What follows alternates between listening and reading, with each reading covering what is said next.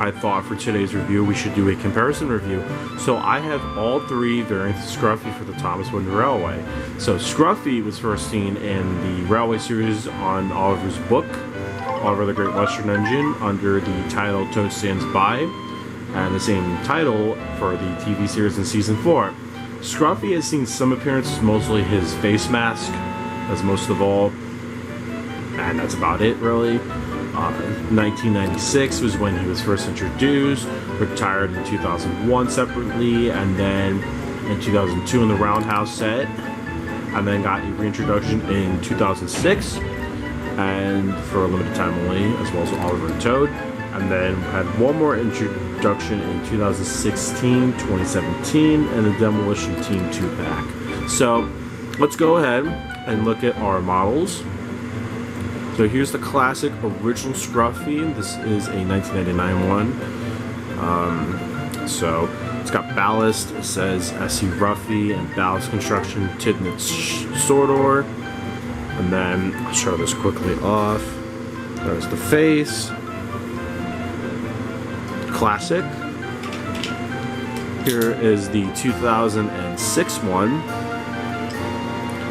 And what I like more about the 2006 one is that it's got the rusted wheels. It's got an accurate face, which is something that like RC2 did really good at, was a lot of accurate faces over time. But so it's not really wanting to like show it off that well, but you can see it good enough.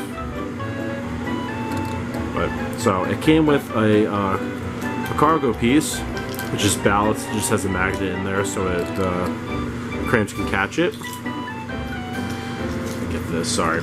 It's got a name on the bottom. It says SC Ruffy. And finally, here is our 2017-2016 Demolition Team Scruffy. So it's a little bit darker actually. That's because it's made of plastic. It's got an okay face, not really something that I desired too fondly. It's not wanting to show the face, but you can scratch that off. Same thing, it says Scruffy in the bottom, and it says it's product code and recall code. It's got a leather right here, and when you press it, its load pops out. It's got this mechanism, and it's supposed to have like dynamite. So my overall thoughts on the Scruffies are as this. So Scruffy is an item that I would possibly pick up regardless. The thing with Scruffy though that most people will have trouble with is about which model is the rarest one. Which one are going to be the most able, I can't even speak, like basically the one you're able to find more is going to be the old style one, because the old style one was produced for quite a long time, and then including the international markets. The problem with the 2006 one though is that with the recall happening, a lot of limited edition items were pulled before their full their full span had happened with the limited edition items, so that really did not help.